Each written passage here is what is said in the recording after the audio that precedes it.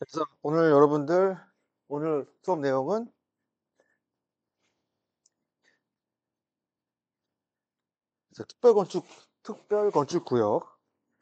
특별건축구역 등이에요, 등.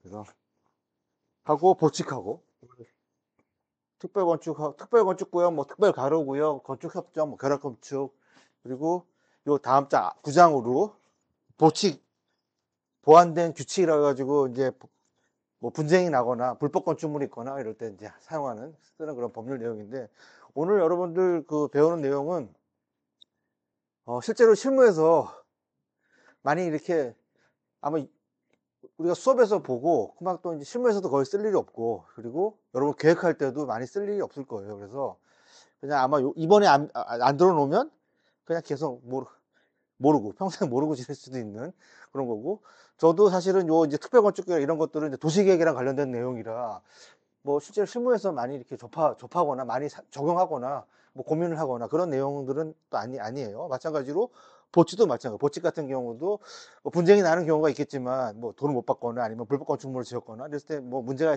있을 때 뭐 이제 그 법률을 찾아보겠지만, 실제로 뭐 그렇게 그런 일들이 뭐 한 번 일어날까 말까 뭐 그런 정도라서, 그렇다 하더라도 이 내용들의 우리가 건축 그 법에 보면 우리 조항으로 나와 있는 거예요. 8장, 9장으로 나와 있고, 또 이제 법을 좀 해결하는 사람 입장에서 또는 도시 계획을 하는 사람 입장에서는 또 의미가 있는 그런 내용이니까, 자, 이번 시간에 어떤 내용들이 있는가라는 것 정도만 여러분들이 그냥 보면 될 것 같아요. 그리고 실제로 여러분들 뭐 기사 자격증 시험에서도 뭐 요 두 개 합쳐가지고 오늘 배우는 내용 가지고 합쳐서 많이 나와 두 문제, 한 문제 뭐 나올까 말까 하는 정도이니까, 요 정도의 그런 포지션을 가지고 있구나라고 하는 걸 여러분들이 일단 알고 있으면 좋을 것 같고, 그냥 오늘 그냥 어떤 내용이 있는지를 여러분들이 확인하면 될 것 같아요. 그래서 이제 8장에 특별건축구역이라고 되어 있는데, 자, 특별건축구역, 뭐 특별가로구역, 건축협정, 결합건축 뭐 이런 것들의 그 주 요지는 우리가 건축법이라고 하는 거를 저번 시간에 배운 내용들 보면 뭐 설비도 있고, 가장 중요한 게 면적이라든지 용적률이라든가 건폐율을 가지고 건물의 규모를 판정을 하는 거. 여러분들 실제로 이제 도면을 그리거나 뭐 이제 작업을 할 때 건물이 몇 층으로 올라갈까 이런 거 사실 알고 싶잖아요. 그래서 실제로 도면을 그리거나 인면을 그리거나 또는 계획을 할 때 그런 내용들이고, 또 뭐 설비 같은 경우는 엘리베이터를 어떻게 설치할지 뭐 그런 뭐 이런 것들에 대한 기준이라 한다면, 자, 특별건축 같은 경우는 법을 좀 벗어난 내용이라고 보면 돼요. 예를 들면은 우리가 뭐 높이라든가 뭐 일조권이라든가 뭐 용적률이라든가 이렇게 만약에 다 규제를 해 놓는다면, 모든 건물들이 다 똑같이는 아니겠지만 비슷한 어떤 포지션으로 이제 이게 짓거나 계획이 될 가능성이 많아요. 그러다 보니까 어때요? 뭐 획일적으로 되고, 또 다양한 어떤 뭐 디자인이라든지 뭐 경관 디자인이라든지 이게 나올 확률이 좀 떨어지고, 그리고 또 뭐 새로운 어떤 공법이라든가 이런 것들을 계속 적용해 가지고 뭐 발전을 시켜야 되는데, 이제 그런 것들을 오히려 법이 제한을 하고 있을 수 있잖아요. 그래서 법이라고 하는 거는 누구나 균등하게 하다 보니까, 그렇게 균등하게 하다 보니까 제한이 되는 거죠. 규제를 하게 되는 그런 케이스인 거죠. 그래서 이렇게 하면은 뭔가 창의적인 어떤 그런 뭐 도시 경관이라든가 이런 게 안 나올 수도 있겠구나라고 해가지고, 그런 것들을 보완하기 위해서 나온 게 이제 특별건축이라고 해서, 특별건축이라든가 특별가로라든가 이런 걸 통해서 법을 적용하지 않거나 좀 완화 적용을 해가지고, 뭐 어느 정도 또 사업성도 좋고 또 디자인적으로도 조금 뭐 이렇게 좀 다른 디자인이 나올 수 있게끔 이렇게 유도할 수 있는 그런 하나의 어떤 그런 뭐 장치를 하나 마련해 놓은 거라고 보면 될 것 같아요. 그래서 가장 중요한 건 여기서는 특별건축구역이 제일 중요하고, 나머지 뒤에 것들은 뭐 그냥 한방 이런 거 있거나 정도만 알면 될 것 같고, 시험에 만약에 나온다면은 특별건축구역 1번 1의 특별건축구역에서 이제 시험이 나올 확률이 많죠. 자, 그래서 자, 그러면 이런 것들이 정의가 뭐고 어떻게 절차를 통해서 형성이 진행이 되고, 또 어떤 법을 배제를 받고 완화를 받는지 그런 내용들이 이제 들어가 있다고 보면 될 것 같아요. 자, 그래서 보면 자, 특별건축 지정, 특별건축 구역에 이라는 게 있고, 이거 지정을 하는 건데, 자, 특별건축의 가장 중요한 게 요 앞장에서 나와 있어요. 특별건축 아까 얘기했던 것처럼 어떤 특정한 일정한 어떤 그런 법률을 적용하다 보니까 창의적인 그런 디자인이라든가 이런 것들이 안 나올 수도 있어서, 자, 그래서 이 특별건축구역을 지정하는 그 이 법을 제정한 취지가 여기 앞에 나와 있어요. 그래서 자, 여기 보면 있죠. 조화롭고 어디에다가 지정을 하냐면, 조화롭고 창의적인 건축을 위해서. 요게 바로 이제 시험에 나올 수 있는 거예요. 조화롭고 창의적인 건축을 위해서 어떤 지역을 갖다 결정한다는 얘기예요. 그런 내용이 있고. 그래서 여러분들 또 밑에 보면 또 도시경관의 창출, 기타 구역의 3번을 보면 도시경관의 창출이라는 내용이 있고, 건설 기술 수준 향상, 뭐 새로운 뭐 공법이라든가 이런 것들 시도해 본다는 거예요. 그럼으로써 그렇게 함으로써 건축 제도 같은 경우도 이렇게 조금 더 변형이 된 게 괜찮으면 그거로 개선이 되고 뭐 그런 거죠. 그래서 이 특별건축구역을 법을 제정한 취지가 이제 거죠. 창의적인 건축과 도시경관 창출하고 건설 기술의 수준 향상, 건축 관련 제도를 이제 새롭게 만든다. 예, 자, 이런 취지로 특별건축을 지정을 한다라고 하는 거. 이게 제일 중요한 거고. 자, 그래서 그럼 어디를 지정하느냐라고 하는 거죠. 그래서 이런 것들은 그냥 쭉 보면 되는데, 여러분들 많이 들어봤을 거예요. 뭐 세종시라든지, 예를 들면 세종시라든지, 또는 뭐 원주 정도에 가면은 뭐 혁신도시 같은 것도 요즘 막 짓고 있어요. 그런 것들 뭐 새롭게 뭐 이렇게 지정을 해가지고 막 짓고 있는 거. 또 경제자유구역이라고 송도라든가 이런데, 뭔가 이런데 도시 개발을 할 때 기존에 있는 법을 적용하지 않고 특별건축구역이라는 걸 적용을 해서 여기에 맞춰서 그 법률을 어떻게 보면 약간 지구대안의 계획이랑 비슷하다고 보면 될 것 같아요.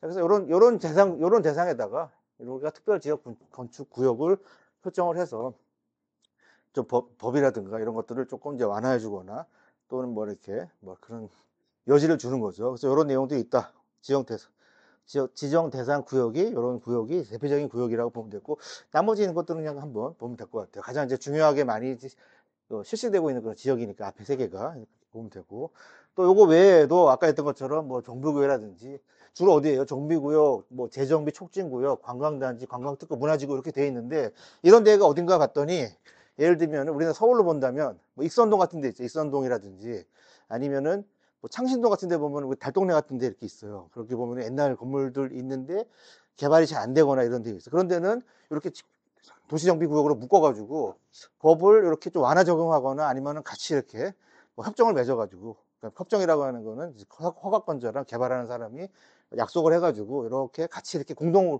전체적으로 어떻게 뭐 난개발보다는 전체적으로 이렇게 뭐 협약을 해가지고 하는 그런 건축들이 이런 내용들이에요. 그래서 뭐 정비구역 이런 지역에서 특별건축구역으로 지정을 해놓는 경우가 많다라고 하는 거. 그래서 결국에는 뭐 이렇게 주로 관광 관련된 것도 있죠. 뭐 북촌이라든지 뭐 이런 것들도 또 구역으로 지정할 수 있는 거고.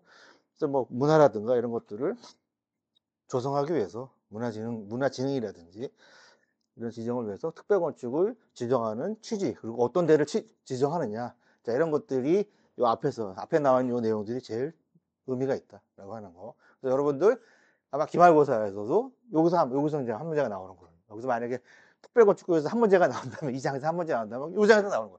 항상 맨 첫 번째에서 두 번째 장이 제일 중요해요. 그래서 보면 되고. 근데 보니까 그렇다 하더라도 지정을 막 이제 뒤에 보면 이제 어떻게 지정하는 절차가 이게 있는데, 그렇다 하더라도 지정을 못하게 하는 그런 제한을 주겠다 이런 거죠. 그래서 뭐 개발 제한 구역이라든지 이런 데는 이제 녹지니까 지정을 하면 안 되겠죠. 이런 지정을 당연히 뭐 할 수도 없고, 공원이라든지 또는 보존 산지 이런 데는 지정을 할 수가 없다. 접도구역 같은 경우는 도로에 접해 있는 그런 부분이에요. 그래서 우리 도로에 보면 이렇게 공지 같은 것들이 있어가지고 뭐 녹지라든가 이런 게 있어서 그쪽 부분에다가도 만약에 이렇게 뭐 특별구역을 지정을 해가지고 개발을 완화를 해주면 안 되잖아요. 그래서 이거는 좀 장려하는 측면. 원래는 개발을 이렇게 억제하는 측면에 이제 법이 있다고 한다면, 지금 이제 특별건축구역으로 지정하는 데서는 좀 완화를 해주고 법에 배제를 하기 때문에 좀 이렇게 개발을 약간 촉진하거나 이렇게 하는 측면이 있는데, 저런 데서는 하면 안 되겠죠. 개발 제한구역이라든가 이런 데도 개발을 하게 되면 좋지 않겠죠. 그래서 이런 데는 제한이 된다. 그래서 시험 문제가 나오면 이런 문제가 나오는 거예요. 뭐 꼭 시험에서 하는 건 아니지만. 그래서 특별건축구역에 이런 게 있다. 그래서 그럼 그 구역에다가 어떤 건축물을 하냐, 어떤 건축물을 지정하느냐, 그 구역에. 대체적으로 보면 눈치 알겠지만, 보통 이제 국가에서 발주하는 그런 건축물들이 있어요. 뭐 국가라든지, 주로 지방자치단체라든지, 주로 이제 국가에서 나오는 설계입찰 같은 것들이에요. 그런 것들이. 뭐 도서관이라든지, 뭐 전망대라든지, 뭐 지역사업을 위한 뭐 지역산업의 활성화를 위해서 지자체가 이제 뭐 짓는 건물들이 있어요. 뭐 농수산물 판매장이라든지 전시관이라든지 도서관이라든지 이런 것들은 주로 공공시설과 관련된 내용들이고, 자, 그런 것들이 어디서 발전하냐면은 국가라든지 지방자치단체가 관할을 이제 발주를 하게 되는 거죠. 아니면 그게 아니라 하더라도 뭐 LH 공사라든지 토지공사라든지 수양공사라든지 이런 데 보면은 수양공사 같은 경우도 굉장히 좋은 땅에다가 막 건물을 막 지어요. 왜 그러지 냐면 원래 못 짓는단 말이에요. 수자원을 보호하기 때문에. 근데 거기 보면은 가서 뭐 관사도 있고 막 있어요. 자기들끼리 막 짓단 말이에요. 그러니까 그거를 배제하겠다. 특별건축으로 정해놓고 그냥 자기네끼리 마음대로 하는 거죠. 근데 어떻든 간에 공공의 목적이 있다고 보는 거예요. 국가에서 발주하는 그런 시설들은. 그러니까 봐준다는 얘기입니다. 배제해주고 완화해주고 이렇게 지정을 해가지고 한다는 거죠. 그런 취지로 보면 될 것 같아요. 그래서 그런 느낌으로. 뭐 국가가 하는 게 아니라고 한다면 뭐 허가권자라고 하면 뭐 또 구청, 뭐 시청 뭐 이런 데인데 뭐 어쨌든 허가권자가 인정하는 건축물도 뭐 인정해 줄 수 있다. 상황에 따라서 그런 내용이고, 뭐 이런 시설들, 뭐 문화집회시설, 판매시설, 뭐 이런 수련시설, 운동시설, 이런 시설과 면적을 가지고, 규모랑 면적을 가지고, 이제 인정을 하면, 허가권자가 인정을 하면, 이제 그 구역 안에서 인정을 해주는 건축물을 우리가 개발할 수 있다. 그런 취지라고 보면 될 것 같아요. 그래서 적용 대상 건축물, 적용 대상 구역, 적용 대상 어떤 구역에 어떤 건축물을 할 거지. 이런 내용들이 있다. 그래서 실제로 여러분들이 아마 실무에서 하게 되면 국가에서 나오는 이렇게 발주하는 뭐 이런 거 입차 같은 거, 설계차 같은 거를 할 수도 있어요. 보통 큰 회사 이런 거 가보면은 뭐 도서관을 설계한다든지 뭐 이럴 때 그냥 한단 말이에요. 도서관을 설계할 건데 기존에 공원이에요, 현재. 근데 공원인데 공원에다가 원래 도서관을 설치하면 안 되잖아요. 공원인데. 근데 도서관에다가 뜬금없이 공원을 좀 어느 정도 축소하고 도서관을 건설하면서, 그리고 도서관을 건설하게 되면 어떻게 돼요? 주차장도 확보를 해야 되고 다 법적 확보를 해야 돼요. 근데 봐주는 거예요. 기존에 있는 주차장을 그냥 활용하는 거예요. 그런 식으로 이렇게 공공의 목적으로 이렇게 발주하는 이런 것 같은 경우는 법률의 완화라든가 배제를 적용을 아예 안 하거나 완화를 해줄 수 있는 그런 법적 근거를 이제 마련해주는 그런 취지라고 보면 될 것 같아요. 다음 장 보면은. 그래서 그래서 절차는 뭐 이런 게 있다는 건 보면 되는데, 그냥 절차는 관에서 하는 경우가 있고, 그 다음에 일반인이 하는 경우도 있어요. 근데 보통 관에서 할 때는 이제 뭐 시도지사, 구청장이라든가 시장이라든가 이런 사람들이 신청을 하는 거예요. 내가 뭐 도서관을 짓겠다. 뭐 대구시에 무슨 뭐 조그만 무슨 뭐 기적의 도서관을 뭐 하나 짓겠다. 뭐 조그만 뭐 그런 거는 이제 그거 사업을 갖다가 이제 기획해가지고 누구한테 국토부 장관이라든지 도지사라든지 서울시장이라든지 이런 사람들한테 신청을 하는 겁니다. 신청을 하는 거예요. 신청을 하면 뭐 어떻게 하라 이런 절차에 정도 이런 절차로 하게 된다. 그래서 마찬가지죠. 우리가 이제 뭐 우리가 일반인이 허가를 이제 신청을 할 때도 개발을 안 하거나 또는 부정한 방법으로 설계를 뭐 이상하게 하거나 설계대로 시공을 안 하거나 허가를 받고 나서 건물을 안 짓게 되면 자동으로 해제가 되잖아요. 그게 마찬가지. 이것도 지정 해제가 할 수 있다. 이런 절차가 있다는 건 보면 되고, 해제도 할 수 있다. 해제 가능하다. 어떤 경우 해제가 되냐면 뭐 부정한 방법으로 거짓말하거나 부정한 방법으로 이제 기획을 한다든지, 어느 정도 득을 했는데 신청을 해가지고 지정을 해준 지정권자가 허가를 해줬는데 5년 이내에 착공을 안 하는 경우예요. 우리 건축 일반 설계 같은 경우는 보통 1년이죠. 1년 이내에 시공을 안 하면, 인허가 받고 나서 1년 안에 시공을 안 하면 1년 더 연장할 수 있고 뭐 그런 게 있는데, 요거 좀 이제 5년이죠. 그래서 이런 것들이 있다고, 뭐 이렇게 시정이 불가능하거나 좀 마음에 안 들거나 하면은 지정을 해제할 수 있다. 이런 거예요. 자, 이런 내용이, 여기서부터는 뭐 이런 내용이 있다는 거 정도만 보면 될 것 같아요. 그리고 이제, 그 다음에 이런 국가기관, 뭐 지방자치단체가 이제 제한하는 경우 말고, 해달라고 하는 경우 말고, 일반인이 하는 경우도 있어요. 그래서 지정 신청 기간 외에자. 일반 사람들인 거죠. 일반 이제 개인의 재산권을 위해서 하는 거. 이런 경우는 조금 공공의 목적이랑 좀 떨어지기 때문에 뭐 될 수도 있고 안 될 수도 있는 거죠. 그럴 때 한번 해보는 거예요. 근데 뭐 얼마나 많이 하겠어요. 그죠? 실제로 이제 실무에서 이렇게까지 해가지고 진행하는 경우는 많이 드물다, 뭐 그런 내용이에요. 그래서 일반인도 토지 소유자라든가 이렇게 해서 제한할 수 있다. 특별건축법으로 제한해서 좀 완화해 주세요. 또는 뭐 법을 좀 배제해 주세요. 라고 이제 요청을 할 수 있다 하는 거예요. 그죠?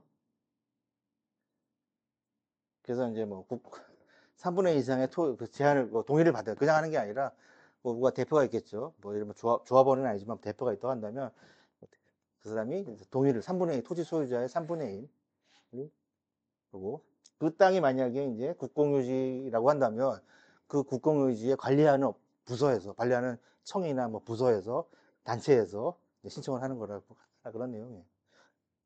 그래서 이렇게 신청을 하면은 그냥 세워라 내워라 하고 그냥 있는 게 아니라, 뭐 안 되면 안 된다고 얘기를 해줘야 될 거 아니에요.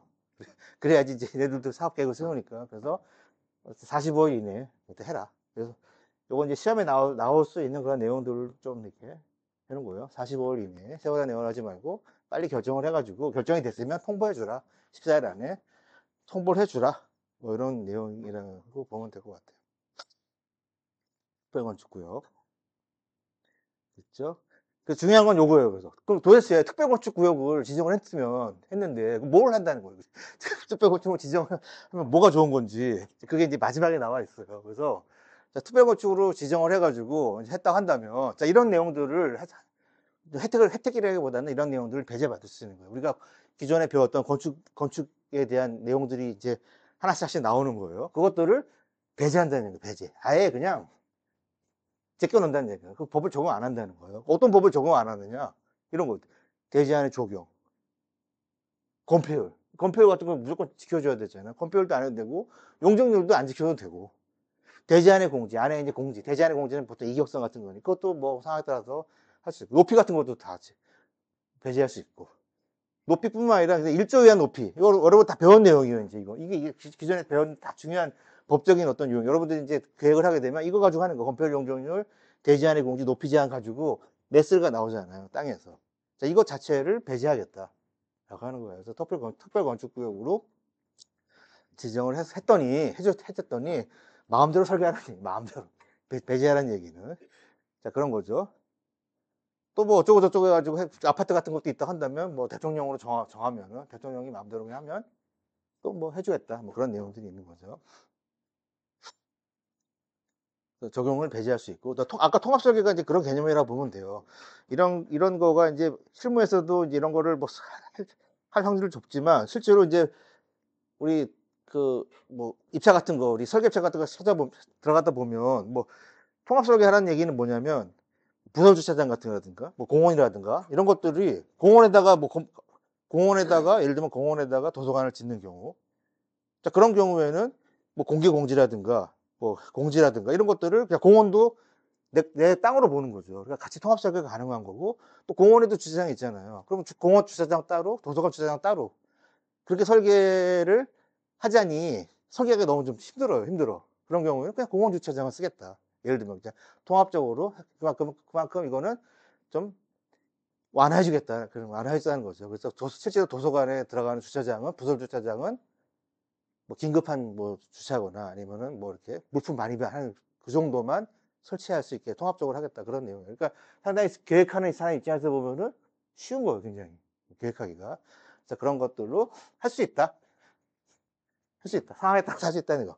어차피 허가권자가 보통 지금 특별건축구역이라고 하는 거는 기본적으로 허가권자는 아니지만 어쨌든 국토부 장관이라든지 뭐 이런 사람이 인가를 해주는 거니까, 그 사람 마음대로 뭐 어차피 신청하는 사람도 구청장이고 허가하는 사람도 국토부 장관이면은 서로 그냥 상황에 따라서 할 수 있다는 얘기예요. 그래서 저런 건축을 설계하면 좀 재미가 있는 거예요. 내가 마음대로 용적률이라든가 뭐 이런 것도 배제할 수 있고 그냥 마음대로 할 수 있으니까. 자, 그래서 특별건축에서 이런 것들을 좀 뭐 우리가 할 수 있다. 법을 적용 안 하고 하겠다. 그러니까 다양한 어떤 그런 디자인이라든가 이런 것들이 나올 수 있겠죠. 됐고, 그래서 제일 중요한 내용이 특별건축구역이었고, 그 다음에 이제 두 번째로 중요한 게 특별가로구역이에요. 그래서 가로구역 같은 경우도, 그래서 지정 목적을 보면 그것도 비슷한 개념이죠. 어떤 도로가 접해져 있으면 그 도로라고 하는 게 좁은 도로는 아니에요. 어느 정도 큰 도로인 경우에 건물들이 이제 배치하고 있어요. 근데 그 배치의 건물들이 예를 들면 테헤란도 같은 데를 볼게요. 테헤란도 가면은 건물 높이가 다 비슷비슷하고 건물에서 떨어진 이격거리도 같고 뭐 그게 좋을 수도 있지만 뭔가 좀 이렇게 너무 통일감이 있어서 좋긴 하지만 또 뭔가 이렇게 좀 변화가 없고 그렇기 때문에 이제 특별 가로를 지정해 줌으로써 여러 가지 그런 뭐 이런 아까 했던 그런 설계의 그런 해야 되는 그런 내용들을 완화하거나 아예 배제하거나 할 수 있는 길을 만들어 주자라고 하는 측면에서 특별 가로 구역도 여기 이제 취지가 이제 그런 내용이에요. 그래서 보면 그죠? 그러니까 조화로운 도시 환경을 창출하고 다양하고 조화로운 도시 공간을 창출하기 위해서 목적이 그거고 지정 대상을 보니까 지정 대상은 읽어볼게요. 그래서 뭐 그냥 정하는 도로인 거죠. 그래서 뭐 경관지구라든가 읽어보면 지구 뭐 미관이라든가 이런 것들이 필요한 그 도로에 접해 있는 그런 일정 구역을 지정하겠다라고 하는 거죠. 읽어보면은 허가권자가 건축 조경을 정하는 도로, 허가권자가 리모델링 활성화 필요하다고 하는 도로. 요걸 뭐 시험에 나오는 건 아니까 이런 게 있다는 거 정도는 뭐 의미가 있는 거예요. 읽어보면 해야 되는구나라고 하는 게 보이는 거죠. 뭐 리모델링 활성화가 필요한 거라든가, 도시 미관을 개선하기 위해서 한다든가, 또는 뭐 지역 문화라든가 뭐 이런 것들. 또 이제 조화로운 도시 경관 창출 다 이런 내용이죠. 도시 미관이라든가 경관이라든가 뭐 이런 것들을 위해서 더 특별한 가로에 접해져 있는 건물들에 대해서는 이 특별 가로 구역으로 지정을 해줌으로써 다양한 어떤 그런 디자인이라든가 이런 것들이 나오게 하실 수 있다.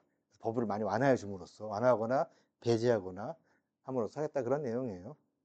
요거 같은 경우는 어때요? 아까 지금 특별 건축구역 같은 경우는 누가 했어요? 국토부 장관만 허가를 해줬었는데 이거는 조금 그레이드가 좀 낮은 거라고 보면 돼요. 허가권자 보통 구청장도 할 수 있다는 얘기예요. 구청장도 이거를 지정해 줄 수가 있는 거예요. 구청장 뭐 권한으로. 참 그런 게 있고. 그래서 이제 뭐 읽어보면 돼요. 지정 절차 같은 경우는. 뭐 저도 이거 보면서 이런 거, 이걸 볼 일이 얼마나 있겠어. 그래서 보니까 이제 당연히 알려야 되고, 뭐 범위도 알려야 되고, 목적, 필요성 이런 거 다 알려야겠죠. 규모, 용도, 어떻게 하겠다. 출입구 위치라든가 조경이라든가 이런 것들도 마치 우리가 지구단위 계획 하듯이 그거를 정해놓고 한다 그러네요. 그래서 특별한 거 하나는 요런 거죠. 지붕이라든가 우리 외부의 마감이라든가 이런 것들을 정해질 수가 있어요. 예를 들면은 뭐 성수동 같은 경우 있어요. 성수동 같은 경우, 성동구의 성수동 같은 경우 어떤 특정한 거리에는 벽돌로 된 건축물만 있어요. 그런 게 있었어. 지금은 없는데 요게 이제 여기 뭐 정권이 바뀌면서 그때그때 막 바뀌어요. 바뀌는데 어떤 때는 벽돌로 건축을 지으면은 보조금이 막 나오거나 이런 경우가 있어요. 아예 법으로 안 하고 이런 식으로. 그런 것들이 다 이제 특별한 뭐 가로의 어떤 미관을 위해서, 뭐 특성화를 위해서 유도를 하는 거예요. 그런 개념에서 이걸 좀 의미가 있는 것 같아가지고. 실제로 이제 이런 거를 잘 보면은 지원금이 나오는 것도 있고, 해야 되는 경우도 있고, 그냥 강압적으로 할 수도 있고, 뭐 그런 것도 있다. 그래서 예전에 하나 성수동에 있는 거 하나 설계했는데 이걸 놓쳐가지고 못 보고 그 금액이 나온다는 걸 몰랐어요. 한 5천만 정도가 지원이 되더라고요.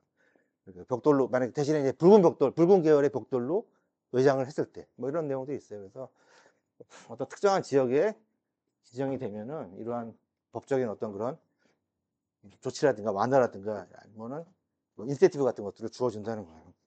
그렇게 해서 이제 유도를 하는 거죠. 도시미관을 좀 이렇게 정리를 하려고. 자, 그래서 특별 가로 구역으로 이제 지정이 받으면 뭐가 좋냐 이거죠. 이것도 마찬가지로. 뭐가 좋냐요? 이런 게 좋다는 얘기예요. 그래서 법을 아까 봤던 거 똑같은 개념이죠. 그 특별 가로가 어떤 특별한 그런 가로에다가 이게 구역으로 지정해 놓으면 대지 조경, 건폐율, 용적률, 대지 한의 공지, 높이 제한, 1조. 자, 이거를 어떻게 되는 거야? 아예 그냥 배제하겠다는 거예요. 적용하지 않아도 된다. 라고 하는 거고. 완화도 해준 거죠, 완화. 완화 같은 경우는 세부적인 거. 이게 제일 중요한 거고.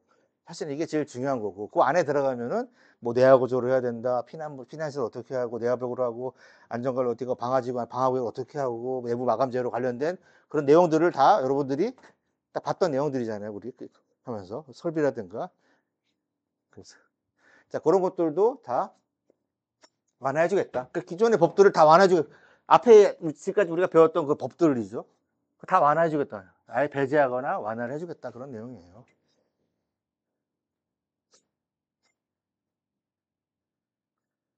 요거죠. 에너지 관리. 그 녹색 건물, 우리가 녹색 건물 인증을 받게 돼 있어요. 원래 그 건물 설계할 때 얼마 일정 면적이, 몇 면적이 되면 녹색 건물 인증을 받게 돼, 요즘 이렇게 돼 있는데, 자, 그런 것들도 어느 정도 이제 완화를 해주겠다. 그런 내용이에요.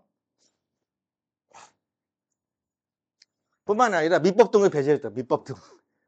건축선도 좀 완화해주고, 여기 보면 대지안의 적용, 대지안의 공지가 있긴 했는데, 이 대지안의 공지랑 건축선이라고 하는 거는 좀 비슷한 개념이긴 한데, 이제 건축선 것도 조절이 가능하고, 우리 어떻게 했어요? 건축선이라고 하는 거는, 우리가 이제 법석을 하면, 건축선이라고 하는 거는 도로랑 면한선이 건축선이잖아요. 도로랑 면한선. 거기서 바로 건물을 지어도 되고, 도로랑 접혀가지고. 그런 건물이 있어요. 근데 대부분은 뭐 1m 떨어지거나 하라고 지정을 해줘요. 도로에서 1m 떨어져, 3m 떨어져. 아파트 같은 경우는 3m 떨어져. 아파트를 도로에다 바로 붙여가지고 짓는 경우는 없잖아요. 그죠? 근데 우리 근생 같은 거, 근린생활시설은 바로 인도에 바로 이렇게 벽이 있는 경우도 있어요. 그래서 그 건축선도 배제를 해줄 수 있고, 그리고 민법, 우리 뭐죠?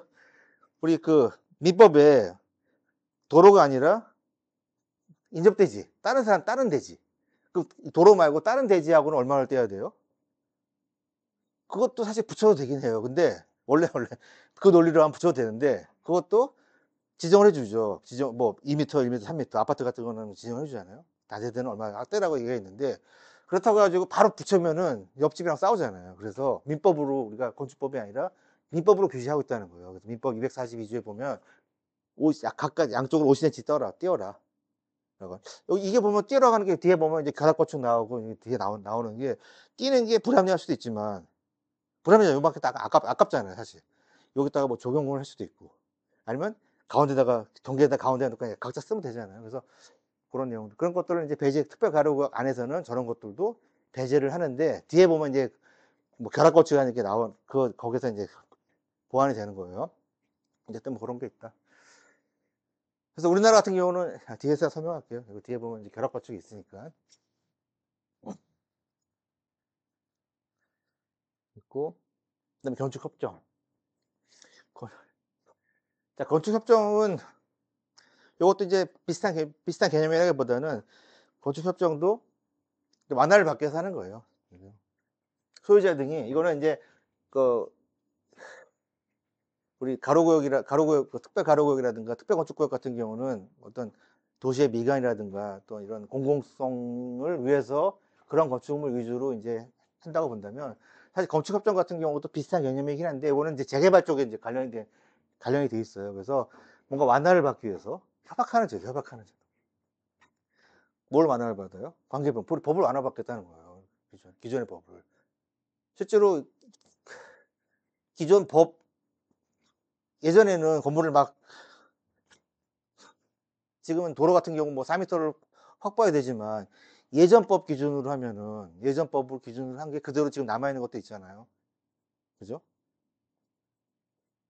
그게 지금의 법의 기준에 적용을 해야 되는데 예전에 짓던 것들을 막 리모델링 할 때 다 이런 것들을 기존 법에다가 맞춰서 해주게 되면 그만큼 손해보거나 해가지고 그러니까 기존 법에 맞춰서 하면은 건물을 다 처벌해야 돼요. 예를 들면 확보하려면 그러다 보면은 본인 재산권의 침해를 받으니까 사람들이 개발을 안 하려고 하고 정비를 안 하려고 한단 말이에요. 그래서 그런 것들을 이런 걸 좀 풀어주면 뭐 용적률이라든가 건폐라든가 이런 것들을 좀 완화해주거나 풀어주면 뭐 리모델링이라든가 이런 것들을 좀 유도할 수 있겠구나라고 하는 그런 취지라고 보면 돼요. 예전 법에 의해서 지금 법이 강화됐기 때문에 예전에 지었던 건축물은 불법 건축물은 아닌 거예요. 왜냐면 예전에 그때 그 법에서 지었으니까. 근데 어쨌든 새롭게 뭔가 하려고 그러면은 뭔가 좀 재산상의 손해가 생기는 거죠. 어쨌든 그런 내용이라고 보면 돼요.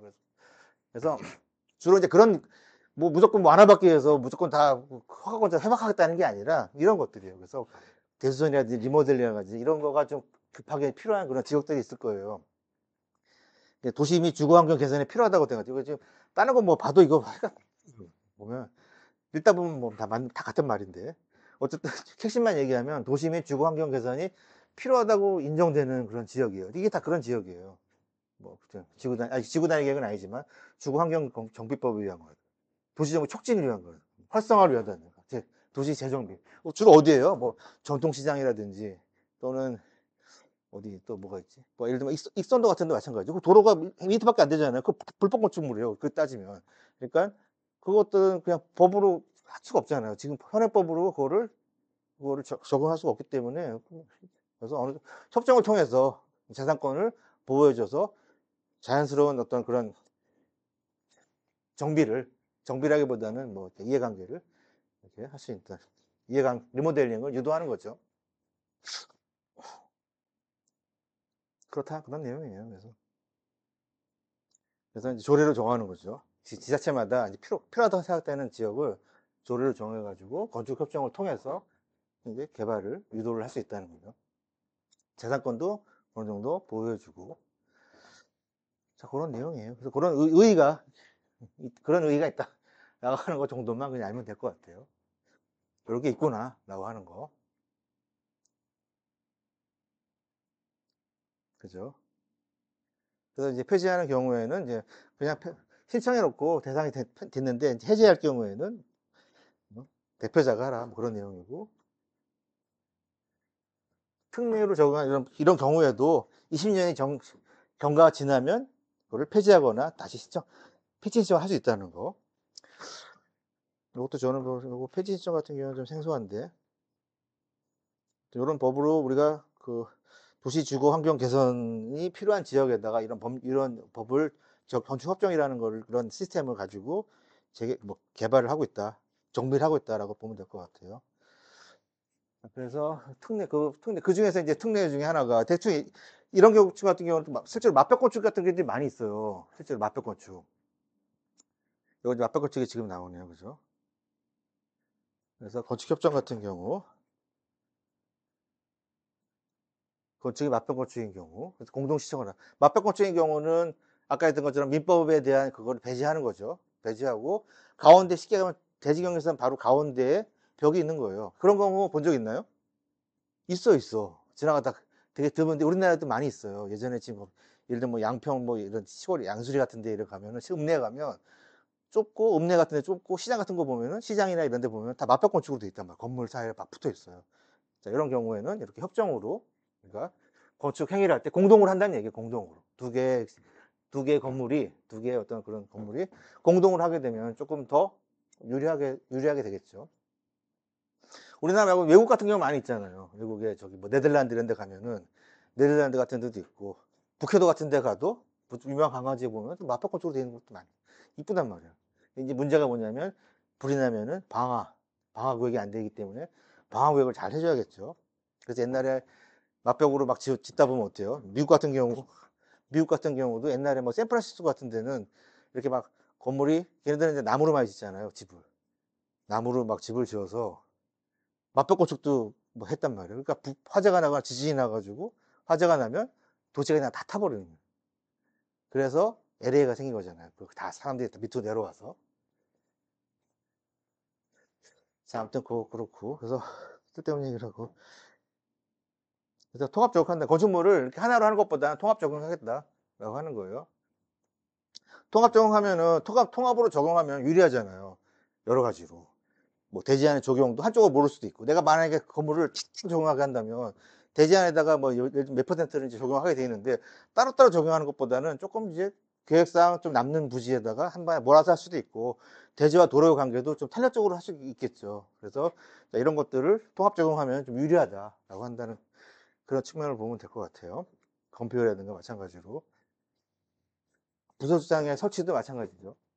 통합으로 해서 하면은 더 통합적으로 이렇게 두 개의 건물이라든지 또는 세 개의 건물을 통합해서 건축하면은 좀 탄력적으로 더 이렇게 계획하기가 더 쉽다는 내용이에요. 그런 취지로 보면 될 것 같아요. 통합 적용을 할 수가 있다 하는 거.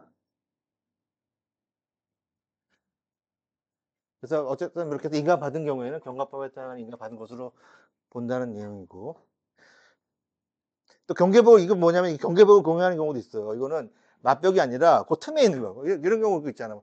건물과 건물 사이에 뭐가 또 조그맣게 뭐가 새들어있거나 이런 경우 있을 수 있잖아요. 이제 그런 경우를 얘기하는 거예요. 그것도 그냥 음성적으로 하는 게 아니라 그냥 양지로 나와가지고 법적인 테두리 안에서 그렇게 해주겠다 뭐 그런 내용이에요.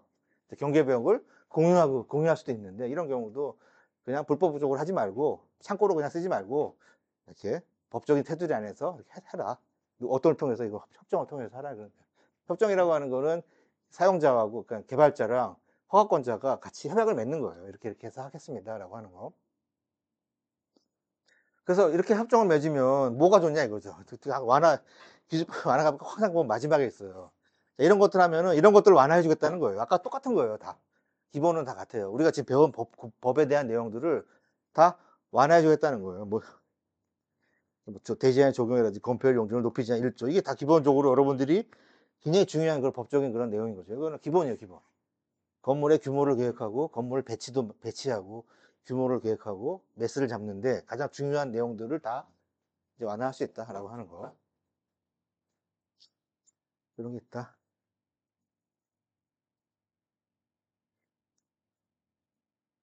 자, 결합건축이라고 하는 거는 뭐 두 개를 갖다가 하나로 묶어서 하는 거예요. 이건 서로 붙어 있지는 않다 하더라도 마찬가지로 두 개의 건물을 하나로 묶어서 우리가 생각을 하면 자, 조그만 건물이 있고 큰 건물이 있을 수 있잖아요. 그러면은 큰 건물을 더 크게 짓고 싶어도 법적인 그런 테두리 때문에 못 져요. 근데 조그만 건물이랑 큰 건물을 예를 들면 같이 서로 합쳤다고 한다면 뭔가 좀 큰 건물을 더 크게 질 수도 있잖아요. 그리고 조그만 건물을 같이 뭐 조그맣게 질 수도 있고. 자, 그런 측면에서 보면 이제 결합건축이. 근데 결합건축이라는 거는 자, 그런 취지다라고 하는 거. 그래서 그 중요한 건 뭐예요? 이것도 마찬가지로 중요한 거는 요거 사업성이라는 의미가 있어요. 그러니까 결합을 함으로써 통합적으로 우리가 함으로써 법에서 정해진 것보다 조금 더 크게 지을 수도 있고 또 이렇게 그 안에서 여지가 있다는 얘기예요.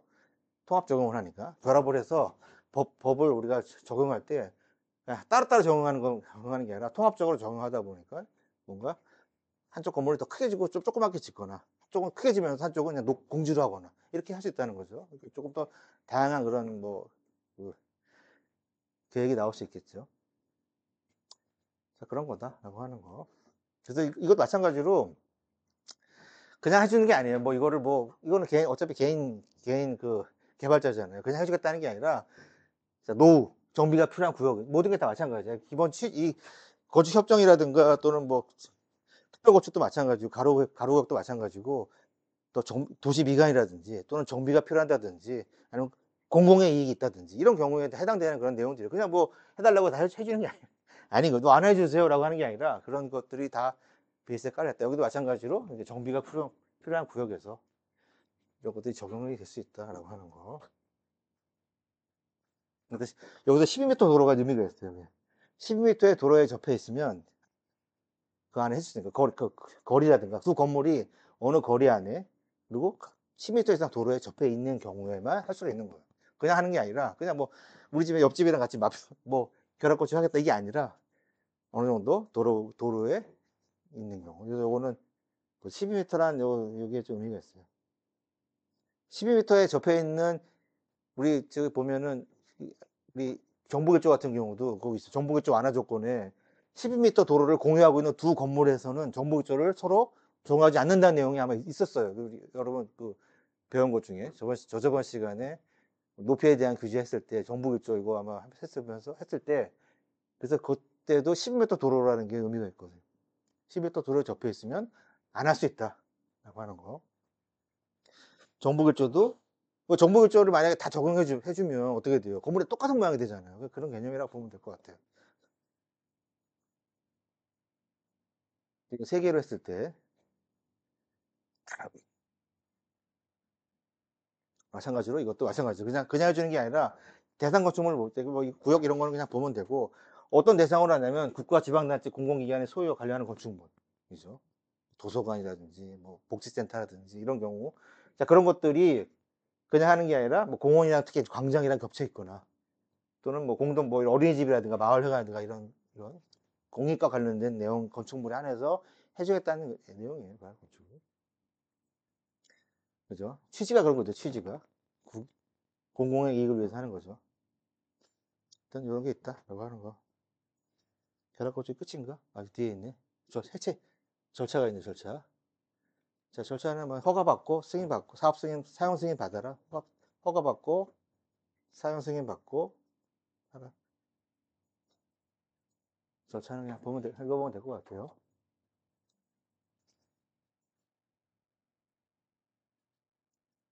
그래서 한번 특별한 내용이 있나 한번 볼게요.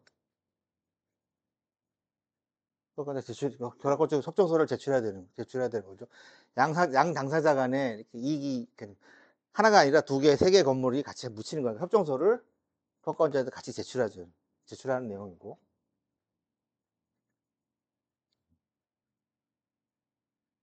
그죠? 이행되는지 안 되는지 확인하는 거죠. 확인한 다음에 사용 승인해라. 그런 내용이죠. 자, 그래서 보면 되고. 그 다음에 보칙. 오늘은 좀 빨리 끝날 수 있겠네. 자, 보칙은 우리가 이제 건물을 짓다 보면은 좀 분쟁이 발생할 확률이 있어요. 그러니까 예를 들면은 뭐 공사 관계자가 하는 거죠. 뭐 건축주랑 설계한 사람이랑, 또는 건축주랑 공사한 사람이 하실 수도 있고, 또는 우리 건축주만 있는 공사 관계자나 뭐 관계자의 뭐 기술자도 있어요. 기술자라든가 이런 사람들, 기술사끼리도 또 기술사랑 건축사랑 또 청충하는 경우도 있고, 또는 민원 같은 것도 있죠. 옆집 건물이랑 건축주랑 이런 경우가 많단 말이에요. 뭐 분쟁이 발생할 수 있어요. 왜냐 주로 분쟁이 발생하는 경우는 어떤 경우예요? 우리가 지적이 일반적으로 가장 많이 일어나는 분쟁 같은 경우는 뭔가 대지 경계선이 있다고 치면은 그 대지 경계선은 이제 공무상의 지적이고 현황은 또 다를 수가 있어요. 그래서 지적선이랑 실제 와봤더니 실제로 내가 이거를 경계점을 측정해 봤더니 내 땅이 좀 넘어 있거나 뭐 넘어가거나 하는 경우가 많이 부지기출이 있어요. 그래서 그런 경우는 어떻게 돼요? 옆에 땅이 뭐 내 땅을 넘어온지도 모르고 한 30년 동안 샀단 말이에요. 근데 쓰고 있어요. 옆에서 내 땅. 근데 내가 건물을 지어놓고 봤더니 내가 건물이 좁은 거야. 실제로 우리 설계할 때나 공사할 때도 다 우리 기준점을 우리가 경계점을 확인받고, 그리고 이제 공사하고 설계할 때도 마찬가지예요. 근데 실제로 설계할 때는 대충 한단 말이에요. 설계할 때는 이렇게 경계 확인 안 하고 하는 경우도 있는데, 공사할 때는 무조건 해줘야 돼요. 근데 공사할 때 경계점에서 막 넘어가거나 들어오거나 한단 말이에요. 옆 땅에 내가 넘어왔어요. 좁아요, 내 땅이. 그럼 어떻게 해야 돼요? 미리 가라고 해야 되잖아. 가라고 하거나, 그거 사실을 안 날부터 얼마까지 그것도 있단 말이야. 그걸 모르고 쓸 때는 상관없는데, 안 날로부터 뭐 얼마가 지났는데 뭐 이의 제기 안 했다고 하면 그건 그 사람 땅인 거예요. 어쨌든 그런 게 있어요, 법적으로. 그래서 그거를 반드시 뭐 얘기해주고 해줘야 되는데, 어쨌든 들어와서 내가 도저히, 그래서 내가 인허가가 안 나오는 거예요. 나 상환가를 받으려고 했더니 좁아요. 실제로 현황 도면에서 좁아요. 그러면 어떻게 돼요? 내 건물이 불법 건축물이 될 수가 있단 말이에요. 그리고 그게 어떻게 해요? 소송을 거거나, 말이 좋게 해가지고 좀 세탁하면 좋은데 또 공사비를 또 내야 되고, 거기 막 담장을 또 철거해야 되잖아요. 뭐 그런 것들이 막 발생한단 말이에요. 이 공사 관계자끼리도 있지만 관계자가 아니라 다른 사람일 수도 있고. 그래서 이런 뭐 서로 간에 분쟁이 생겼을 때 그러면 어떻게 해야 돼요? 누가 조정을 해줘야 되잖아요. 누가 조정을 해주거나 뭐 화해를 하거나 해야 되잖아요. 그래서 뭐 그냥 민사로 해가지고 할 수도 있겠지만, 이걸 건축법 안에서도 우리 보칙이라는 걸로 이런 규정이 있다, 그런 내용이에요. 그래서 이런 보칙이라는 그런 내용으로 뭐 분쟁이 생겼을 때 이런 내용들을 이렇게 해결하라 하는 내용이 이 보칙 안에 있는 거예요. 그래서 있고, 또 그런 게 있고, 또 어쩌지 해가지고 뭐 그렇게 해서 내가 본의 아니게 그런 선제 상황이 맞지 않아가지고 내 건물이 이제 불법 건축물이 되는 경우가 있어요. 난 제대로 이제 시공하고 했는데도 불구하고 이런 이제 현황 현황 현황 이 상태 현재 상태 때문에 도면이랑 실제로 건물하고 안 맞아서, 실제 내 사이트랑 공보상의 사이트랑 실제 현황상의 사이트가 안 맞아가지고 뭐 주차를 해야 되는데 차가 안 들어가거나, 그러면 이게 불법 건축물이 되는 거예요. 그러면 불법 건축물이 되는 순간 어떻게 해줘야 돼요? 되면 어떻게 돼요? 불법 건축물이 일단은 사용 승인이 안 나겠죠. 처음에 누가 와가지고 사용 승인 할 거 아니에요. 근데 사용 승인 어떻게 해요? 그 안에 내용 별로 없어서 그냥 이거 이거 되겠다. 사용 승인 받으러 가면 누가 가서 해요? 여러분들 가서 하는 거. 여러분들 자격증 받으면 뭐 건축사가 가가지고 사용 승인 할 때 검사한단 말이에요. 아, 여기 맞고 하고 확인하고 하루 만에 그 검사를 다 해요. 하루 만에 그거를 어떻게 건물을 다 측정을 해요. 뭐 레이저 측정기도 없고 줄자로 되고 하고 못한다면 현실적으로 그렇게 안 돼요. 그래서 대충 보고 그냥 간단 말이에요. 그러다 보니까 사용 승인이 원래 공무원이 나와서 하는 건데, 공무원이 이제 건축사한테 대행을 시켜서 하는데, 그 건축사도 현실적으로 그걸 알 수가 없어. 그래서 뭐 자료 재봤지만 이 2.5m가 나와야 되는데 2m밖에 안 나오는 경우도 있는데 그거를 모르고 넘어간 경우도 많아요. 그거 모른다는 얘기예요. 모르고 지낸다니까. 그래서 서로 모르고 지내잖아요. 그죠? 모르고 지내면 어떻게 돼요? 그냥 이렇게 좋게 좋게 사는 건데, 자, 그런 것들을 발견할 수가 있는 거죠. 왜냐면 이제 분쟁상에서 발견한 경우가 많고, 또 그런 것만 또 전문적으로 찾아가지고 이거 찌르는 뭐 신고하는 사람도 있어요. 그래가지고 이제 돈을 얼마 받게 하거나 그런 경우도 있고, 뭐 그런 경우는 사실 드물긴 하지만, 어쨌든 그런 거를 하기 위해서 국, 국가 어떤 그런 그걸 조직을 만들어가지고, 위원회를 만들어가지고, 그것만 감시하는 단체를 지정을 해줘요. 왜냐면 알 수가 없기 때문에. 공무원들이 바빠가지고 어떻게. 자, 그런 내용이 있고, 보치가 안에 이제 그런 내용들이 들어있고, 내가 지금 뭐 얘기하려고 여기까지 왔지? 아무튼 그 내용을 봅시다. 그래서. 그 내용들이 그 내용들이 있다라고 하는 거. 그래서 그거다. 그래서 이제 불법 건축물이 되면 어떻게 돼요? 제일 중요한 내용이 요거예요. 강제 이행강제금이라는 게 있어요. 불법 건축물이니까 시정조치가 나올 거란 말이에요. 원래 서로 모르고, 너도 모르고 나도 모르고 아무도 몰랐을 때는 괜찮은데, 어떻게 하다가 이제 걸린 거예요. 그게 불법 건축물이라는 걸로 이제 알게 됐어. 옆에서 뭐 찔렀거나 신고하거나 해가지고. 보통은 내가 손해받으면은 신고하는 거잖아요. 이런 경우가 많단 말이에요. 그래서 자, 그런 경우에는 안 가르쳐 줘요. 구청에서 누가 신고했는지도. 구청에서. 왜냐면 그 보안이라기보다도 싸움 날까봐. 근데 어쨌든 뭔가 불법 건축물로 해가지고 이게 이제 시정 조치가 내려왔어요. 그럼 벌금을 내야 되잖아요. 첫째 벌금 내기 전에 이제 조치를 해요. 뭐 어떻게 하라, 해체하라, 뭐 하라 몇 번 하다가 이제 이행 강제금을 안 되면 돈 내세요라고 한단 말이에요. 그러면 돈이 얼마가 나와요? 그게 만만치 않아요. 막 1억 이렇게 나와요. 막 5천만 원에서 1년에 1억 나오고 매년 또 그걸 부과하는 거예요. 그때 한 번 내고 끝내는 게 아니라 그거 될 때까지 부과하는 거예요. 1년에 뭐 원래 2번까지 되는데 보통 한 번 정도 하거든요. 한 번 해가지고 1년에 1억씩 내세요. 빨리 파기 낫죠. 그럴 거면. 그러니까 어쨌든 간에 빨리 해가지고 협의해서 해결하라 그런 내용이에요. 그래서 이행 강제금이라는 내용이 여기 보칙에서 나오는데 시험에 나오면 원래 보칙에서는 뭐 다른 거 시험에 안 나오지만 만약에 나온다면 이행 강제금, 강제 이행금 같은 개념이에요. 같은 말이에요. 이행 강제금 부과하는 거.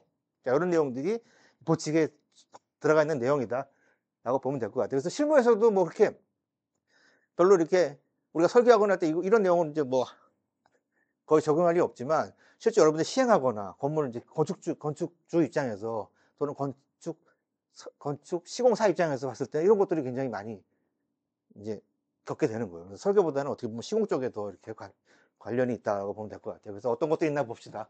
그래서 감독 위반 건축물에 어쩌고저쩌고 해가지고 내가 불법 건축물이 됐어요. 본의 아니게. 자, 이랬을 때 어떤 조치를 취하냐 뭐 이런 내용이에요. 그래서 뭐 대지라든가 또는 건축물이라 대지가 될 수도 있고 건축물이 될 수도 있는 거죠. 대지로서의 조건을 못 갖추는 경우고, 건축물도 내가 인허가 받은 대로 하는 건 도면상이니까 다 허가를 내줬지만 실제로 하고 났더니 뭔가 문제가 있더라, 불법이 되더라, 이런 경우가 있을 수가 있는 거예요. 여러 가지 그 조건에 의해, 상황에 의해서. 그래서 좀 여유 있게 설계해야 돼요. 설계할 때도 너무 이렇게 타이트하게 설계하면은 이제 주로 협소건축 시공할 때 그런 경우가 많아요. 그냥 좁은 땅을 내가 다 써먹으려고 하다 보니까 이게 다 하는. 근데 현황에서는 다 달라요. 현황에서는 전면 도로도 폭이 막 원래 지적상에는 4m로 돼 있는데 실제로 와서 재보니까 더 길면 상관없는데 좁아. 또 그런 긴 경우도 있어요. 길면 좀 좋은 거죠. 옆에 땅이 더 밀려가 있어. 그럼 더 훨씬 좋죠. 그런 경우에는 이의를 제기 안 하는데, 반대인 경우가 이제 이의를 제기하는 경우인 거죠. 아무튼 그래서 위반 건물이 조치를 취하라 그런 내용이에요. 그래서 1차 조치는 허가받은 거 나 취소할게. 이거 허가 몰랐어 나도. 그래서 허가받은 거 그냥 허가권자가 취소하는 경우고, 그 다음에 공사를 지금 하고 있는 중에 발견된 거라고 한다면 공사 중지하세요라고 하는 거고, 공사가 다 끝났어요. 그러면 그냥 해체하거나 뭐 하세요. 아니 그거 안 하면은 기타 뭐 이렇게 조치를 취하는 거예요. 이런 내용들이 이제 일차적 조치를 취하고, 그래도 만약에 계속 버티기거나 돈이 없다, 배째를 하면은 이행 강제금을 내라 하는 거예요. 그래서 금액이 꽤 많이 들어가는 거예요. 이게. 자, 그렇다. 그리고 그것뿐만 아니라 뭐 다른 법에 의해서 다른 법에 의해서 뭐 행위를 하지 않도록 요청할 수 있다. 영업하는 것도 못하게 하는 거죠. 뭐 월세를 받거나 뭐 임대를 하거나 이걸 못하게 법적 조치를 취하는 거예요. 불법 건축물이니까 이제 그것도 세금 계산 처리도 안 되고, 예를 들면 뭐 이제 불법 그 임대 같은 것도 못 받는 거죠. 어쨌든 뭐 그런 식으로 이제 요청할 수 있다. 이제 이런 식으로 한다는 거. 그래서 보칙에서 제일 중요한 거는 여기랑 맨 끝에 있는 부분. 끝에 이제 이행강제금이 하나 나와 있을 거예요. 그 부분에는 제일 의미가 있고, 시험에 나오면 이제 그게 하나 나오면 그게 나온다는 거. 그래서 만약에 이제 여러분들 무슨 시험을 위해서 공부하는 건 아니지만, 이행강제금은 1년에 2회까지. 너무 많이 부과하면 그렇잖아요. 그래서 보통 전반기 한번, 후반기 한번 하는데, 그냥 한 번 보통 이렇게 나와요. 한 번 나오면 제출하는 거예요. 자, 그리고 뭐 조그만 것도 있잖아요. 뭐 권한, 이거 밑에 것들은 사실 뭐 뒤 다 하는 건 볼 거 없는데, 조그만 규모의 권한의 위임이라고 돼 있잖아요. 조그만 건물은 그냥 알아서 하라는 얘기예요. 누가 하려면은 구청장, 그 자치구 말고 구청장. 조그만 건물들이 뭐 시청에서 나와가지고 서울시장에 나와가지고 하면 안 되잖아요. 그죠? 바쁜데. 그래서 조그만 건물들, 여기 6층 이하의 뭐 2,000제곱미터 이하의 작은 규모의 건물을 근생 건물 같은 거 허락한다면, 우리 아파트에 있는 조그만 근생 건물들 있죠. 뭐 5층짜리, 뭐 6층짜리 그런 건물도 있어요. 구청에서 알아서 해라. 라고 하는 거고. 그래서 요거. 그래서 요거 아까 건축위원회가 그거예요. 그래서, 자, 저것들을 알 수가 없다는 거예요. 그래서 조사하고. 그러니까 이거를 평상시에 발견하면 좋은데, 이거를 공무원들이 발견할 수가 없는 거예요. 자기도 뭐, 지네들도 나와서 보는 게 아니란 말이에요. 그리고 이 사람들이 시켰던 사람도 또 그냥 대충 본단 말이에요. 그래서 발견하기가 어려워. 분쟁이 있는 경우에만 그때 자연스럽게 발견이 되는 거, 누가 신고했기 때문에. 그래서 그런 상황이 나오기 전에도 조사하고 심의하기 위해서 건축위원회를 두라 하는 거예요. 모르고 넘어가는 게 많으니까 두어야 한다라고 하는 그런 내용이고. 그래요. 그래서 건축위원회를 하고, 그럼 그 건축위원회는 누가 있어요? 뭐 지나간 사람 붙잡아가지고 뭐 공무원 아무나 놓고 할 수 없잖아요. 그래서 건축위원회는 전문위원회를 둬가지고, 여러분 자격증 있는 사람들 있죠. 건축사라든지 기술사라든지 또는 뭐 토목기술사라든가 지질기술사, 기초기술, 막 기술사별로 많아요. 에너지 관리 기술사도 그런 그 사람은 안 해도 되고, 몇 개 중요한 그런 기술사들이 있어요. 그 기술사들 가지고 두어서 운영할 수 있다. 해도 되고 안 해도 할 수 있다는 얘기예요. 왜냐면 모르거든요. 뭐. 일반 전문가도 실제로 가서 확인하기가, 조사하려고 심의하려면 어려운데, 일반 뭐 공무원들이 뭐 알겠어요? 모른단 말이에요.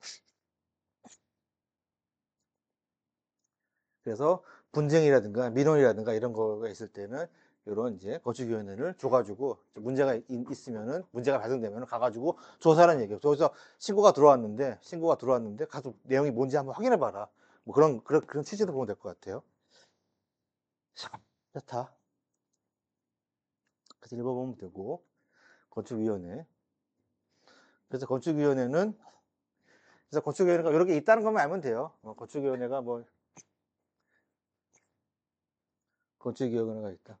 몇 명 있고, 중앙에 있고, 지방에 있고, 국토부에서 하는 거랑, 각자 시랑 구청에서 하는 거, 자치구에서 하는 거, 시, 도, 군 다 이제 위원회가 있고, 그래서 뭐, 이 들어가는 인원이라든가 이런 것들을 법으로 정해놓은 거예요, 법으로. 그래서 뭐, 임기를 뭐, 할 수 있고, 공무원이 장이 되면 안 되고, 임기를, 뭐 건축위원회 장이, 예, 하고, 3년이 돼. 연임이 가능하고, 그러면. 그래서 분쟁위원회랑 민원 전문위원회를 갖다가 이렇게 전문위원회를 둬서 전문위를 안에 소속시켜라. 그런 내용이에요. 그렇죠. 그래서 심의사항들을 보면 되죠. 뭐 어떤 것들. 설계대로 됐는지, 또 문제가 있었을 때, 문제가 있으면 조정을 해야 될 거 아니에요. 조정을 하거나, 다시 정리하거나, 재정을 하거나. 그죠? 그런 내용에 대해서. 요거는 규모가 좀 중앙건축위원회가 좀 큰 거고, 좀 작은 거죠. 작은 거. 그래서 뭐 주로 싸우는 게 뭐예요? 건축성 가지고 많이 싸우잖아요. 건축 지정에 관한 사항이라든지 뭐 이런 내용들을 가지고, 뭐 안전이 중요하니까 기타 다른 법령에서 필요한 것들, 기타 다른 법령에서 필요한 것들이 많잖아요. 뭐 정화조도 있고, 뭐 엘리베이터도 있고, 다 각기 법들이 있어요. 정화조, 기타 뭐 소방, 또 우리 뭐가 있지? 있어요. 아무튼 우리 보일러 같은 경우도 그냥 보일러 그냥 설치하는 게 아니라, 보일러 관련된 그 법이 있어요. 그래서 다 봐와서 다 그거를 확인한단 말이에요. 자, 어쨌든 그런 것들 다 심의하라. 뭐 이런 내용으로 보면 될 것 같아요. 그래서 건축위원회가 있고, 감독 등하고 건축위원회를 하고, 자, 건축 분쟁을 조정을 하라는 내용이죠. 그래서 건축 분쟁 전문위원회 설치해가지고, 분쟁이 나면은 이제 조정을 하자 그런 내용 한번 보면 될 것 같아요. 뭐 이런 조직을 하고, 뭐 위원장, 부위원장 한 명에 뭐 15인 포함하고 공무원 제외하고 임기는 얼마 할 수 있다. 그냥 한번 읽어보면 될 것 같아요. 그래서 분쟁 조정 사항 같은 경우는 주로 이제 이런 내용들이죠. 그래서 요거는 그냥 뭐 건축주와 건축 관계자와 인근 주민, 관계 기술 전문자와 인근 주민, 뭐 건축 관계자와 전문 관계자, 전문 기술사, 그리고 건축 관계자 간에 분쟁이 뭐 둘이 뭐 시공하는 사람이랑 설계하는 사람이 분쟁이 있을 수도 있고, 누가 뭐 문제가 있을 수도 있잖아요. 설계를 이렇게 했는데 시공을 잘못하게 했어요. 그런 경우가 대표적인 경우인 거고, 그 반대일 수도 있고, 그 설계를 잘못해가지고 할 수도 있겠죠. 설계상에 오류가 있을 수도 있지만, 대체적으로 설계대로 이제 시공을 안 하는 경우, 이런 경우, 이제 그거 통해서 막 재산상의 손해가 있거나, 뭔가 공사가 중지되거나, 그래서 감리에서 만약에 공사를 못하게 해가지고 공사가 중지돼가지고 재산상의 손해를 봤다고 했을 때, 뭐 이럴 때 이제 여러 가지 분쟁도 있겠죠. 그리고 인근 주민 간, 건축 관계자랑 인근 주민 간의 분쟁이 제일 많죠. 1번이 건축 관계자, 주로 건축주하고 옆집 사람들하고 분쟁이 제일 많아요. 그래서 뭔가 이렇게 들어오면 뭐 소음도 그렇고 진동도 그렇고 뭔가 이렇게 들어오면 공사가 중지될 확률이 많죠. 그래서 이런 것들을 이제 분쟁을 조절해주는 전문위원회가 있다라고 하는 거. 그래서 이거는 뭐 읽어보면 되는데 내용이 좀 많아요. 그래서 조정 절차예요. 그래서 읽어보기도 어렵네, 그죠? 졸려서. 그래서 한번 보면 봅시다. 포인트가 되는 거 한번 봅시다. 분쟁 어떤 조절을 하냐면, 신청서를 제출하는, 먼저 건축 분쟁 전문위원회에다가 뭐 우리 교통사고 나도 뭐 분심이 같은 거 있잖아요. 똑같은 개념으로 보면 돼요. 신청서를 쌍방의 당사자 간의 이해관계가 이제 충돌되는 경우에요. 충돌될 때 누구 얘기를 들 수도 없잖아요. 그랬을 때 그런 경우에는 둘 중에 한 사람이 어쨌든 신청서를 제출하는 내용이고, 그리고 신청서는 이거는 재정이라고 하는 거는 뭐 문제가 있을 때 그거를 이제 법으로 재판한다는 재판 개념이에요. 재판을 하거나 또는 합의로 재판을 아예 재판까지 안 가고 중간에 합의로 끝날 수도 있는 거죠. 뭐 그런 내용으로 보면 되고, 그다음에 조정위원회는 뭐 3명이거나 5명이나 해서 과반수로 하기도 하고, 거기 과반수 나와 있네요. 3명, 뭐 5명으로 해서. 조정은 좀 간단한 거니까 좀 간단한 좀 그렇게 중요하지 않은 거는 3명으로 하고, 중요한 뭐 재산상의 어떤 그런 다툼이 있을 경우에는 5명으로 하면서 과반수로 왔다 갔다 해라. 과반수로 뭐 찬성을 하거나 반대하거나 과반수로 결정을 하라는 내용이고, 그 요거는 이제 시험에 만약에 나온다면 요런 게 나온다고 해서 이제 파란색으로 한 거예요. 조정 신청을 받을 때는 60일 이내, 재산 신청 받을 때는 120일 이내에 그거를 완료해라. 분쟁 전문위원회에서 그냥 시간을 주는 거죠. 세워라 내워라 하지 말고 60일 안에, 120일 안에 그 절차를 확인해가지고 이제 통보를 해주라, 그런 내용이에요. 그래서 15일 안에, 그리고 이제 통보를 해줬어요. 이렇게 해서 뭔가 문제가 발생돼가지고, 이렇게 좀 왔는데, 뭐 좀 넘어왔거나 해서 뭐 문제가 발생했다 치면, 그러면 공사에서 넘어가세요. 라고 이제 결정을 내릴 거 아니에요. 분쟁조정위원회에서. 내릴 거 아니에요. 그죠? 그러면 지시를 했을 거 아니에요. 그럼 15일 안에 그 조정안을 받은 당사자는 그냥 가만히 있으면 안 되고, 15일 안에 그거를 통보해 줘야 된다. 알았으면 통보해 줘야 되는데, 만약에 통보 안 하고 그냥 버팅기는 경우도 있어요. 뭐 왔는지 안 왔는지. 이쪽에서 그 공사 요거 당신이 방금 넘어왔으니까 0.5m 넘어왔으니까 담장 철거하고 0.5 저쪽으로 셋백을 하십시오라고 이제 재판을 내렸는데, 알겠다, 모르겠다, 이의를 제기하거나 아니면은 뭐 문제가 있거나 아니면 알겠다 하거나 뭐 15일 안에 해야 되는데 그냥 버팅기는 경우도 있단 말이에요. 이제 그럴 때는 60일 안에 지금 문서죠. 문서가 송달된다 한다는 거는 이제 우편으로 온다는 얘기예요. 집에 와가지고 주소지로, 분쟁할 때 보면은 주소랑 이름 쓰잖아요. 그 주소지로 송달된 60일이 지나서 뭐 특별한 말이 없으면은 그냥 한 걸 알겠다는 걸 보겠다는 거예요. 그런 내용이에요. 그래서 이거는 그냥 일반 법적인 그런 내용들인 거죠. 그래서 보칙이라고 하는 거니까 보통 우리 민사상에서 뭐가 좀 내가 뭐 민사소송을 내면은 뭐 이제 민사소송을 내서 보통 이제 금액으로 하잖아요. 이제 뭐 위자료를 받던 뭐 했을 때 보통 우리가 내용 증명으로 뭐 보내고 받고 뭐 이런 내용들이에요. 그래서 이런 절차가 있다라고 하는 거. 그래서 한번 이런 게 있다는 걸 보면 되고.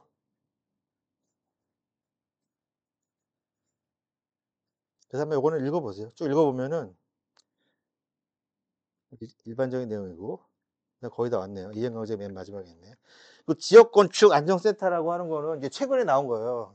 이거 나온 지는 얼마 안 됐는데 지역건축 안전센터 이런 게 하나 좀 더 나왔어요. 그래서 공사를 하거나 아니면 공사가 꼭 아니라 하더라도 뭐 설계하거나 뭐 허가하거나 주로 공사할 때 많이 나와요. 그래서 예를 들면은 뭐 동절기라든지 또는 뭐 하절기에 막 공사하다가 픽픽 쓰러지는 분들도 있고 동절기에 뭐 추워가지고 뭐 미끄러지거나 뭐 화재가 발생하고 막 이래서 좀 공사하다가 문제가 발생하거나 뭐 태풍이 오거나 이럴 때 보면 뭐 비가 장마가 온다든지 이런 경우에는 감리가 다 알아서 그걸 보겠지만 감리도 믿을 수가 없고 또 안전장치 하나 더 둔 거예요. 그래서 지역건축 안전센터라는 게 하나 더 이게 신설이 됐어요. 이 내용이. 그래서 실제로 운영하고 있어요.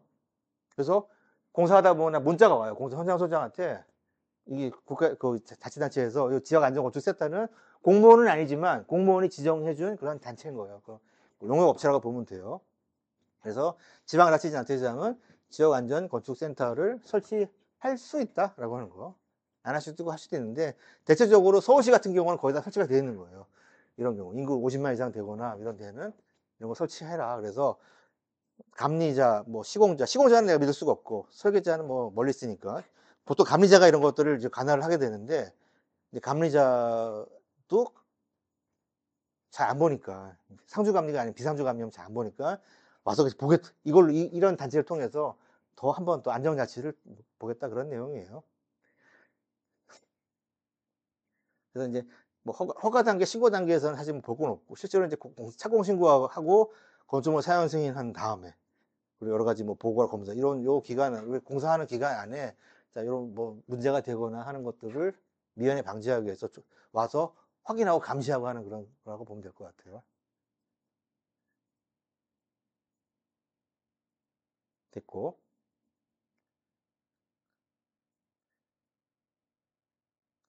설치하는 지방자치를 5년 안에 고전마다 고지할 수 있다. 그래서 최근에 나온 이런 내용이에요. 최근에 이제 신설된 내용이고 이제 그런 데는 요 안전센터에 지역거주 안전센터가 그냥 있는 게 아니라 이런 특별한 전문 인력으로 구성해라 그런 내용이에요. 전문 인력으로 센터장 한 명과 전문 인력으로 구성을 해라.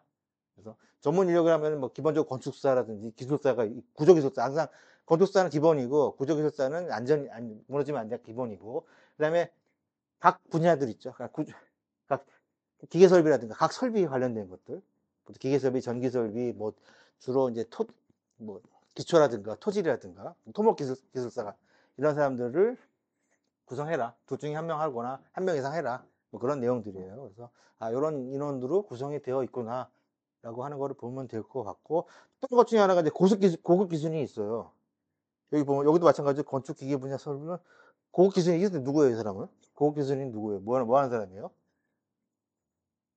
고급 기술이 제가 고급 기술인데요 라고 얘기할 수 없잖아요. 뭐 저것 기준이 있을 거 아니에요. 저것도 이제 여러분들 이제 그 시공 같은 거 설계하시는 분 말고 시공을 오래 하면은 우리가 건설기술인협회에 보통 등록을 해서 하는데 그러면 경력이 뭐 10년 되거나 20년 되거나 하면 그렇게 경력을 계속 올려줘요. 경력 업데이트 해주는 그런 기간이 있어요. 그래서 맞아요.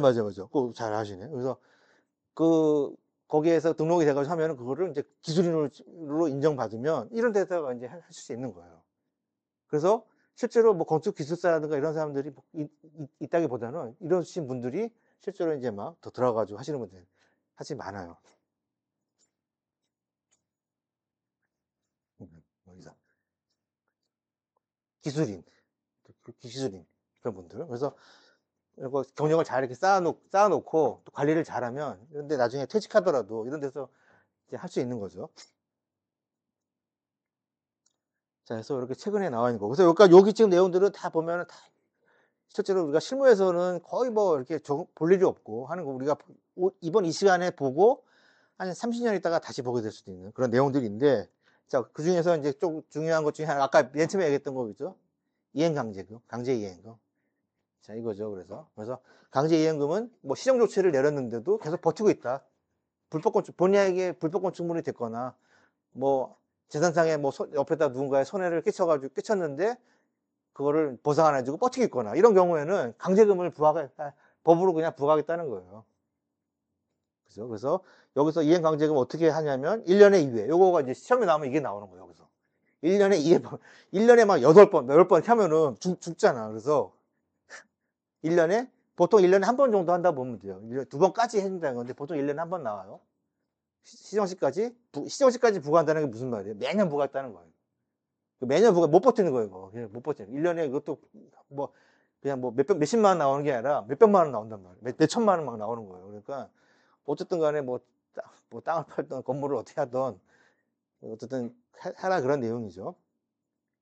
그래서 그건 보면 되고, 부과된 거는, 이미 부과된 거는 납부해야 되고, 그런 거죠. 그래서 실제로 저도 요거 관련된 것도 이행강제금 같은 걸 저도, 이행강제금은 아니지만, 이행강제금을 건축주가 본인에게 물어야 될 상황이 이제 발생한 적이 있었어요. 예전에 보면은 그거가 바로 그런 거예요. 옆집에서 넘어왔을 때, 옆집에서 넘어왔는데 계속 버티고 있는 거예요. 이거 빨리 공사를 해줘야 되는데, 이 담장을 철거하고 하고 해야 되는데, 실측을 해봐도 이렇게 넘어왔는데, 그거를 이제 사실 뭐 처음부터 몰랐던 게 아니라 공사하면서 알긴 알았는데, 근데 넘어간 거죠. 그냥 좋은 게 모르니까, 아무도 모를 거라 생각하고 넘어갔는데 이런 거죠. 그런데 보니까 벌금이 막 몇 억씩 나오는 거예요. 그래서 어떻게 해야 돼? 옆집 가가지고 뭐 그냥 사정을 하든 뭐라든 어쨌든 협박을 하든 사정을 하든, 그래서 아니면은 이렇게, 그렇게 해서 안 되니까 그런 경우에는 아까 했던 분쟁 조정위원회에다가 이렇게 해가지고 화해를 하거나 아니면 재정을 하거나 신청을 할 수 있다, 그런 내용이에요.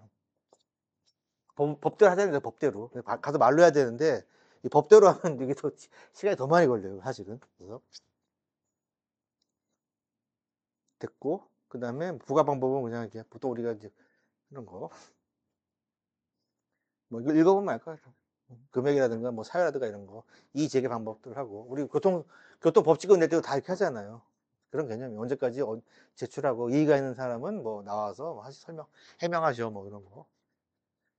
그래서 요거는 벌금은 아니에요. 우리가 보면, 여러분 이제 중간고사 시험에 요거 기말고사 시험에 낼지 모르겠는데, 벌금하고는 개념은 달라요. 이게 이행강제금이 벌금의 개념은 아니에요. 이거는 약간 민사상의 뭐 이런 개념이지, 벌금은 내가 죄를 진 거잖아요. 죄를 진 건 아니잖아요, 저게. 그래서 벌금하고는 좀 다르다는 거죠. 죄를 진 건 아니고, 뭐 하다 보니까 뭐 내가 뭐 부득이하게 과실로 인해서 뭐 이렇게 손해를 입힌 거지, 내가 죄를 진 건 아닌 거예요. 그냥 법으로 해결할 수 있는 거니까. 그래서 벌금하고는 다르다. 보기에 벌금이라는 게 나오면은 벌금이 답이에요. 벌, 벌금이 답이에요. 그래서 뭐가 나올 거야, 문제. 답이 벌금이 나오면 벌금이 답이다라고 하는 거. 그 다음에 됐죠? 그래서 강제하겠다는 거죠. 안 되면은 뭐 이제 압류 들어오죠, 압류 들어오거나 막 와가지고, 어쨌든 이제 압류 들어오거나 이제 그 건축물 관리대장에 이제 건축물을 이렇게 그 말소시키거나 그러면은 거기서 영업이 안 되는 거죠. 그러니까 어쩔 수 없이 뭐 이렇게 해줘야겠죠. 그래도 안 되면은, 그래도 만약 계속 버티고 있으면은 이제 압류하고 뭐 경매 뭐 이런 거, 경매라든가 이런 걸 통해서 이제 진행을 하겠죠. 근데 그렇게까지는 안 하는 것 같아요. 웬만한 건 다 해결하는 게 좋겠죠. 그래서 끝. 그래서 오늘 여러분들 배운 내용은 보칙이랑, 보칙에서는 분쟁 같은 거 일어났을 때 어떻게 하고, 분쟁이 어떻게 해결하는지 뭐 그런 내용들이 있었고, 그 다음에 이렇게 특별건축구역, 우리가 도시 미관의 창의적인 그런 도시 경관을 위해서 이게 기존의 법을 일률적으로 적용하면은 다 고만고만한 건물들이 계속 나오니까, 이런 것들에 대해서 창의적이고 그런 것들을 위해서. 근데 그런 것들이 창의적인 거 말고 또 공공의 이익이라든지, 또는 뭐 또는 뭐 도시 뭐 노후화된 도시를 뭐 재정비할 때 재산권이 침해받지 않는 범위 안에서 개발을 장려하는 측면에서 특별건축구역, 가로건축, 가로구역, 특별가로구역, 협정, 뭐 결합건축 이런 내용이 있다라고 하는 거 보면 될 것 같아요. 그래서 여기도 오늘 배운 내용들은 뭐 중요한 건 아니지만 그래도 법으로 정해져 있고 여러분들이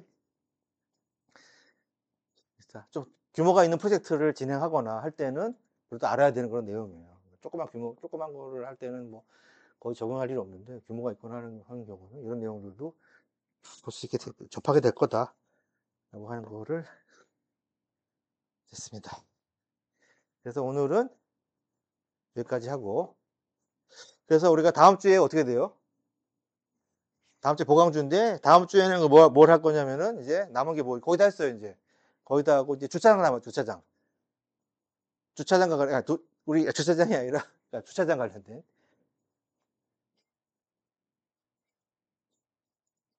그러니까요. 지금 시험 문제를 아직 거의 내고 있는 중이에요. 그러니까 뭐 오늘 알려주기 오늘 시간이 좀 돼가지고 좀 시간이 돼서 알려주면 좋은데 다 완성되지 않아가지고 예. 다음 주가 좀 주차장이 좀 내용이 많긴 한데 좀 줄이고 그거를 좀 이렇게 복습하면서 뭐 나오는지 대략적으로 좀 찍어줄게요. 왜냐면 이걸 찍어주지 않으면 여러분들이 공부를 안 해요, 일단. 그러니까 찍어주면 그래도 하는데, 예, 할 수가 없어요. 그래서 내가 하라고 해도 안 한단 말이에요.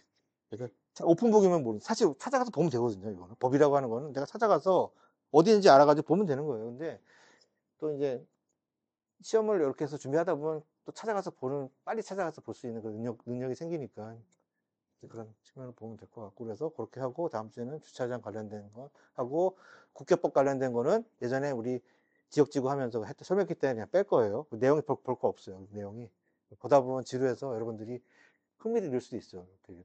그래서 하여튼 자 그래서 혹시 뭐 오늘 배운 내용에서 질문 있나요? 질문? 하나 둘 셋 넷 질문 있습니까?